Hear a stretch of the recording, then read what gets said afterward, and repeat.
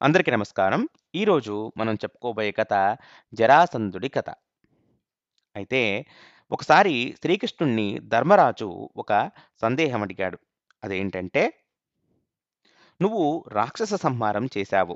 కాలుతూ ఉన్న అడవి మంటలో మిడతపడి కాలకుండా ఉండడం ఎలాంటిదో, యుద్ధంలో నిన్ను ఎదిరించి బతికిపోవడం కూడా అలాంటిది. కాగా నీ మీదికి వచ్చిన్ని ఎలా వెళ్ళగలిగాడు జరాసంధుడు? అంత బలము, అంత సాహసము వాడికెలా వచ్చాయి? వాడి పుట్టు పూర్వోత్తరాలు వినాలనిపిస్తుంది నాకు" అన్నాడు. అయితే విను అంటూ ఆరంభించాడు శ్రీకృష్ణుడు. ఉపరిచర వసువు కొడుకు బృహద్రథుడు మగధరాజై బహుసమర్థుడుగా ఉండేవాడు. 3 అక్షోణిల సేన ఉండేది అతడికి. అతడి సేన ముందు శత్రువన్నవాడు నిలవలేకపోయేవాడు. కాశీరాజు కూతుళ్ళని కవలవాళ్ళని ఇద్దరిని పెళ్ళాడాడతడు. ఇద్దరూ సౌందర్యవతులు కావడం చేత ఇద్దరి మీద ఒకే విధమైన ప్రేమతో ఉండేవాడు. అయితే ఎంతకాలానికి సంతానం లేకపోయింది బృహద్రథుడికి. ఎన్నో వ్రతాలు, నోములు అవి చేశాడు. పుత్రకామేష్టులు కూడా చేశాడు. అయినా లాభం లేకపోయింది. ఎన్ని సంపదలుంటే ఏం లాభం? కొడుకులు లేని జీవితమే వ్యర్థం గదా! అంటూ విచారం పెట్టుకున్నాడు. చివరికి తపస్సు చేసుకుందామని భార్యలతో సహా అడవికి వెళ్ళిపోయాడు. అయితే ఆ అడవిలో కక్షీవంతుడి కుమారుడు చండకౌశికుడు కనిపించాడు. ఒక గున్నమామిడి చెట్టు కింద నిష్ఠతో తపస్సు చేసుకుంటున్నాడతడు. విడవకుండా చేస్తున్న ఉపవాసాలతోనూ, వ్రతాలతోనూ శుష్కించి ఉన్న అగ్నిహోత్రుడిలా శరీరమంతా ప్రకాశిస్తూ ఉంది. చూసిందే తడవుగా చండకౌశికుడిని ఆశ్రయించాడు బృహద్రథుడు. వదలకుండా అతడికి పరిచర్య చేయడం మొదలుపెట్టాడు. అతడి సేవ అది చూసి సంతోషించాడు చండకౌశికుడు. "నీకు ఇష్టమైంది ఏదన్నా కోరుకో, ఇస్తాను" అన్నాడు. 2 చేతులు జోడించాడు బృహద్రథుడు. "సంతానం కటాక్షించండి" అని ప్రార్థించాడు. "మీ దయవల్ల సర్వసుఖాలు, సర్వసంపదలు అన్నీ ఉన్నాయి. కానైతే దానికి తగినట్టు సంతానం మాత్రం లేదు. అందుకని ఇవన్నీ వ్యర్థమనిపించింది నాకు. కొడుకులు కలిగే వరకు తపస్సు చేద్దామని నిశ్చయించుకు వచ్చాను. మీ అనుగ్రహం కలిగింది. బతికిపోయాను" అన్నాడు. అతడి దైన్యం చూసి కనికరించాడు ముని. కళ్ళు మూసుకుని ధ్యానముద్రలో కూర్చున్నాడు. ఇంతలో గాలి లేదు, ఏమీ లేదు. చెట్టు మీద చిలకలన్నా లేవు. చిత్రం! దానంతటా అది ఒక మామిడి పండు చండకవశకుడి ఒళ్ళో పడింది. దాన్ని పుచ్చుకుని అభిమంత్రించాడతడు. బృహద్రథుడి చేతిలో పెట్టి, "ఈ పండుతో కొడుకు పుడతాడు వెళ్ళు" అన్నాడు. బ్రహ్మానందం కలిగింది బృహద్రథుడికి. తిరిగి తన పట్నం వచ్చేశాడు. మామిడి పండు సమంగా కోసి ఇద్దరి భార్యలకు ఇచ్చాడు. చెరో ముక్క తిన్నారు రాణులు. ఇద్దరూ గర్భవతులయ్యారు. 10వ నెలలో ఒక రాత్రి ఇద్దరికీ పురుడు వచ్చింది. ఒక కన్ను, ఒక చెవ్వు, ఒక చెంప, ఒక చనుకుదురు, ఒక భుజం, ఒక చెయ్యి, ఒక పిక్క, ఒక కాలు, ఇలా ఈమెకో సగం పిల్ల, ఆమెకో సగం పిల్ల చిత్రంగా పుట్టాయి. చూసి భయపడ్డారు రాణులు. "ఈ సొగం ముక్కలు కుమారులను ఎలా చూపిస్తాం రాజుకి" అంటూ సిగ్గుపడిపోయారు. దాదుల్ని పిలిచి, "ఎవరికీ తెలియకుండా ఈ ముక్కలు బయట పారవేసి రండి" అన్నారు. దాదులు తీసుకువెళ్ళి కోటదేవిడి దగ్గర 4 దారుల చౌకం పక్క పడవేసి వచ్చారు. ఆ చౌకం దగ్గర జర అనే ఒక రాక్షసి ఎప్పుడూ కనిపెట్టుకు ఉండేది. అదేదో బలి కామోసననుకొని 2 చెక్కలు పట్టుకుపోయింది. తీరా చూస్తే 2 చెక్కలు మెల్లమెల్లగా కదులుతున్నాయి. చూసి రెండూ ఒక దగ్గర సంధించి పట్టుకుంది జర. ఆశ్చర్యం! 2 ముక్కలు సరిగ్గా అతుక్కున్నాయి. జర చేతిలో కుమారుడు తయారయ్యాడు. వజ్రమంత కఠినమైపోయింది కుర్రాడి శరీరం. జర చేతిలో కొండంత బరువయింది. అంత రాక్షసి కుర్రవాణ్ణి పట్టలేకపోయింది. గావు కేకలు వేస్తూ ఏడవడం మొదలుపెట్టాడు కుర్రాడు. కరచరణాలు ఆడడం లేదు జరకి. పిల్లవాడి ఏడుపు విని అంతఃపురంలోని ముసలి అవ్వలంతా పడుతూ లేస్తూ వచ్చారు. సంతోషంతో కుర్రవాణ్ణి ఎత్తుకోవడం మొదలుపెట్టారు. ఈ గడబిడంతా విని బృహద్రథుడు వచ్చాడు. తన ఎర్రటి పిడికిలి మొహం మీద పెట్టుకుని దిక్కులు అదిరేటట్టు ఏడుస్తున్నాడు కొడుకు. మంచి తేజస్సుతో ప్రకాశిస్తున్నాడు. కృతార్థత పొందిన చూపులతో చూస్తూ ఆనందించాడు తండ్రి. జర కామరూపిణి కావడం చేత మనుష్య స్త్రీ రూపంలో రాజు ముందు నుంచుంది. సంగతంతా చెప్పింది. "రాజా, రాక్షసిని నేను. నా పేరు జర. ఈ ఊరే కాపురం పెట్టుకున్నాను. ఈ చౌకం వదలకుండా బతుకుతున్నాను. నీకు మేలు చెయ్యాలనే అహోరాత్రాలు నా భావన. ఇన్నాళ్ళకి ఆ అవకాశం లభించింది. నీ రాణులిద్దరికీ పుట్టిన శిశువు ముక్కలు తెచ్చి మీ దాదులు ఈ చౌకం దగ్గర పడేసిపోయారు. ఆ రెండూ నేను జోడించి పట్టుకునేసరికి చప్పున అతుక్కుపోయి వజ్రంలా గట్టిపడ్డాడు అబ్బాయి. ఆ బరువు ఏం చెప్పేది? మేరు పర్వత శిఖరమంత అనిపించాడు. నేను ఎత్తుకోలేకపోయానంటే నమ్మండి" అంటూ కుమారుణ్ణి బృహద్రథుడి చేతిలో పెట్టింది.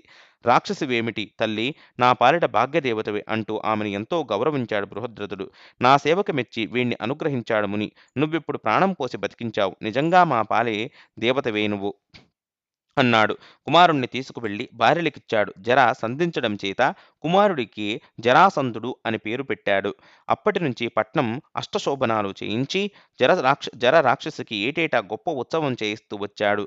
కొడుకుని అరచేతి నిమ్మపండులా ఎంతో ఇదిగా పెంచాడు. నెయ్యి ఆహుతులు పోస్తుంటే వృద్ధి పొందే హోమాగ్నిలాగా అగ్గజంగా పెరుగుతూ వచ్చాడు జరాసంధుడు. అతన్ని చూసి పోదామని ఒకనాడు అడవి నుండి చండకౌశికుడు వచ్చాడు. కొడుకుని, భార్యల్ని, మంత్రుల్ని వాళ్ళని వెంటబెట్టుకుని ఎదురు వెళ్ళాడు బృహద్రథుడు. నమస్కరించి తీసుకువచ్చాడు. మంచి ఆసనం వేసి పాదాలు కడిగి అర్ఘ్యము పాద్యము ఇచ్చి పూజించాడు. ఈ రాజ్యము సంపద సర్వము మీదే అంటూ కొడుకుని పాదాల మీద వేశాడు. సంతోషించాడు ముని. జర వల్ల నీకు మంచి ఉపకారం జరిగింది. నా యోగ దృష్టితో తెలుసుకున్న సంగతిది. నీ కొడుకు కుమారస్వామి అంత బలశాలి అవుతాడు. శివుణ్ణి పూజించి వశం చేసుకుంటాడు. వీడి మీదికి వచ్చిన వాళ్ళు ఎంతటి వాళ్ళైనా అగ్గిలో పడ్డ పురుగుల్లాగా మాడిపోతారు. గరుత్మంతుడి వేగం ఇతర పక్షులు అనుసరించలేనట్టు మనుష్యమాత్రుడు ఇతడి పరాక్రమం అనుసరించలేరు. గ్రహాల మధ్య సూర్యుడిలా రాజుల్లో వీడు ప్రకాశిస్తాడు. నదుల ప్రవాహ వేగాలు పర్వతం భేదించలేనట్టు ఏ దివ్యాస్త్రాలైనా వీడి శరీరం భేదించలేవు. మహానదులు లాక్కునే సముద్రంలా శత్రురాజుల సంపదలు లాక్కుంటాడు వీడు. ఇలాంటిది వీడి సామర్థ్యం అని చెప్పి వెళ్ళిపోయాడు. వయసు వచ్చి ప్రయోజకుడయ్యాడు జరాసంధుడు. రాజ్యభారం అతడి మీద పెట్టి భార్యలతో సహా తపోవనం వెళ్ళిపోయాడు బృహద్రథుడు. రాజయ్యాక కిందా మీద కనిపించలేదు జరాసంధుడికి. హంసుడు, డింబకుడు వాడికి తోడయ్యారు. దాంతో పికిలి పిట్టల మీదికి డేగలాగా రాజుల మీదికి దండయాత్రలు చేశాడు. వాళ్ళని నానాహింసలు పెట్టాడు. అయితే హంసుడు, డింబకుడు చచ్చాక నడుం విరిగింది వాడికి. రెక్కలు కొట్టేసిన గరుడ పక్షిలా అయిపోయాడు. తన వంతు ఎప్పుడు వస్తుందో అని బితుకుబితుకుమంటూనే ఉంది వాడికి. అయితే వాణ్ణేమో ఆయుధ బలంతో చంపడం వట్టిది, బ్రహ్మతరం కాదు. అలాంటి వరం వాడికిచ్చాడు శివుడు. అంచేత మల్ల యుద్ధంలోనే వాణ్ణి కొట్టాలి. అది మన భీమన్న పని. అర్జునుడి రక్షాబలం, భీముడి బాహుబలం, నా నీతి బలం ఉంటూ ఉంటే నీకు అసాధ్యమేముంది? మేం ముగ్గురం వెళతాం. మా బాహుబలము, నీతిబలము ప్రయోగిస్తాం. నా మీద నీకు నమ్మకముంటే భీముణ్ణి, అర్జునుణ్ణి నా చేతిలో పెట్టు అన్నాడు కృష్ణుడు ధర్మరాజుతో. కృష్ణుడిలా చెబుతూ ఉంటే అప్పుడే గెలుచుకు వచ్చినంత విజయ చిహ్నాలు కనిపించాయి భీమార్జునుల మొహాల్లో. కృష్ణుడి మాటలు వింటూనే అదీ కనిపెట్టాడు ధర్మరాజు. సమస్త కార్యాలు నిర్వహించే సమర్థుడివి నువ్వున్నావు మాకు. ఇక మేము సాధించలేనివేముంటాయి అన్నాడు. పైకి అన్నాడే కాని తమ్ముల్ని వదిలి ఉండడం అంటే ఏదో ఇదిగానే ఉంది. భీముడు, అర్జునుడు ఇద్దరూ నాకు రెండు నేత్రాలు. కృష్ణుడు హృదయం. వీళ్ళని విడిచి ఉండడమంటే బాధగానే ఉంది. అయినా మనస్సులో ఎక్కడా లేని ఉత్సాహమే కలుగుతున్నది. కృష్ణుణ్ణి, అర్జునుణ్ణి తలుచుకుంటేనే శుభం కలుగుతుందంటారు. అలాంటిది వాళ్ళిద్దరి ప్రాపు ఉన్న భీముడు గెలుచుకు రావడంతో సందేహమేముంది? కార్యసిద్ధి కలిగి తీరుతుంది. వెళ్ళిరండి అన్నాడు. ముగ్గురు మూడు సింహాల్లా బయలుదేరుతూ ఉంటే మొహం నిండా కళ్ళు మూసుకుని చూస్తూ నుంచున్నాడు. భీమార్జునుడు, కృష్ణుడు తిన్నగా మగధ బయలుదేరారు. స్నాతక వ్రతులై బ్రాహ్మణ వేషాలు వేసుకున్నారు. మొహాల్లో మాత్రం వీరస్త్రీ తాండవమాడుతుంది. అనేక పర్వతాలు అవి దాటారు. వాటిల్లోంచి పుట్టిన కాలకూటం, సోనం, కంటకయ్యం నదులు దాటారు. సరయూ నది, పూర్వకోసల దేశం, మిథిల దేశం, గంగానది గడిచి మగధ దేశం ప్రవేశించారు. ఘోరత పర్వతమెక్కి చూశారు. గిరివ్రజం మగధ రాజధాని. పరాయివాడు తేరి చూడడానికి వీలులేని పిడుగుల్లాంటి పెద్ద పెద్ద కోటలతోనూ, అందమైన గోపురాలతోనూ, పువ్వులతోనూ, గుమగుమలాడుతున్న ఉపవనాలతోనూ అలకాపట్నంలా ఎంతో అందంగా కనిపిస్తున్నది గిరివ్రజం. చూసి చకితుడయ్యాడు కృష్ణుడు. తల పంకించాడు. చూడండి, ఈ గోరథము, వృషభము, వైహారము, ఋషికొండ, చైత్యగిరి ఈ ఐదు వీరి భటుల్లాగా ఈ పట్నం చుట్టూ కాస్తున్నాయి. అందుకనే ఈ ఊరి పేరు గిరివ్రజం. ఇక్కడే పూర్వం తీర్ దీర్ఘరథ్ దీర్ దీర్ఘతముడు ఉసిజ అనే శూద్ర స్త్రీ గర్భంలో కక్షీవంతుడు మొదలైన వాళ్ళని కన్నాడు. అతడి అనుగ్రహం వల్ల, దుర్భేద్యమైన ఈ కోట బలం వల్ల మగధ వాళ్ళని మనుష్యమాత్రుడు గెలవలేడు అన్నాడు. ముగ్గురు గోరథ పర్వతం మీంచి నగరద్వారం గుండా పట్నంలోకి వెళ్ళాక సరాసరి చైత్యకగిరి ఎక్కారు. దాని శిఖరం మీద ఉన్న 3 బేరులు చూశారు. మగధ వాళ్ళు మానుషాదం అనే ఆబోతుని చంపి దాని చర్మంతో చేసి పెట్టినవి బేరీలు. పైవాళ్లు పట్నంలో ప్రవేశిస్తే చాలు, దీర్ఘతముడి ప్రభావం వల్ల వాటంతట అవే మోగుతాయవి. అందుకని గోరధం దారిని వెళ్ళక ఇక్కడికి పదమన్నాడు కృష్ణుడు.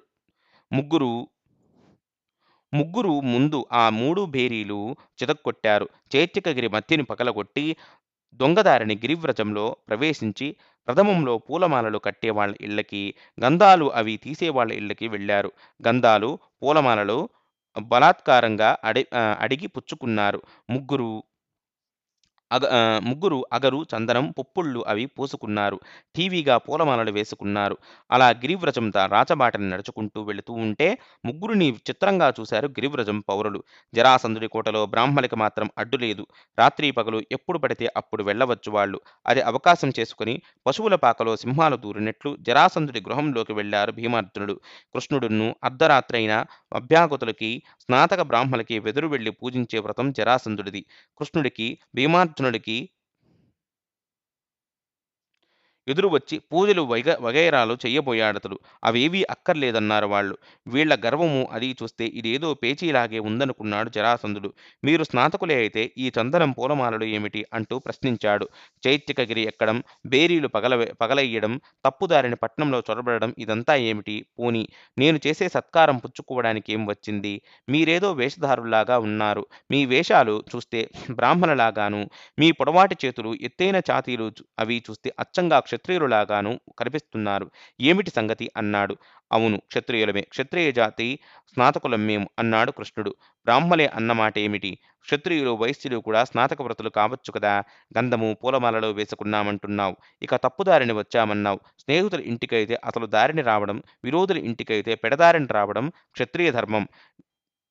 నీ దగ్గరికి మేం వచ్చిన ప్రయోజనం వేరు. అంచేత నువ్విచ్చే అర్ఘ్యపాద్యాలు నిరాకరిస్తున్నాము అన్నాడు. అదేమన్నమాట?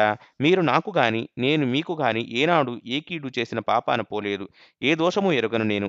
మీకు పగవాణ్ణెలా అయ్యాను? దైవభక్తుణ్ణి, ఉత్తమ క్షత్రియ ధర్మం తప్పనివాణ్ణి. పైపెచ్చు మునులన్నా, బ్రాహ్మలన్నా ఎంతో గౌరవం నాకు అన్నాడు జరాసంధుడు. ఆగు, ఉత్తమ క్షత్రియ ధర్మం తప్పనివాణ్ణంటున్నావు. ఏ దోషము ఎరగనంటున్నావు. బావుంది. ఉత్తముడైన క్షత్రియుడు నీలాగా రాజుల్ని ఖైదులో పెట్టి వాళ్ళని పశువుల్లాగా నరుకుతూ శివపూజ చేస్తున్నవాడు నరకంలో ఎవడున్నాడు? నరలోకంలో ఎవడున్నాడు? ఇంతకంటే దోషం ఏం కావాలి? నిష్కారణంగా ఏ పాపం ఎరుగని వాళ్ళని హింసించేవాడు లోకానికంతటికీ శత్రువి అవుతాడు. దయాధర్మం లేకుండా నిర్దోషుల్ని చంపుతున్నావు.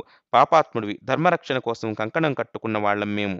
నిన్ను ఉపేక్షిస్తే మాకు ఆ పాపం చుట్టుకుంటుంది. ఈ పాప భయమే మమ్మల్ని ఇలా వచ్చేటట్టు చేసింది. కులం రక్షించడం కోసమని క్షత్రియ కులం యావత్తూ భరిస్తున్నవాడు పంపగా వచ్చాం. దుష్టనాశనం చేసి మరీ వెళతాం. నాకంటే గొప్పవాడు లేడు అని ఎదుటి వాళ్ళకి అవమానంగా మాట్లాడకు. నీతి నియమం లేకుండా మహాత్ముల్ని అవమానం చేసిన బృహద్రథుడు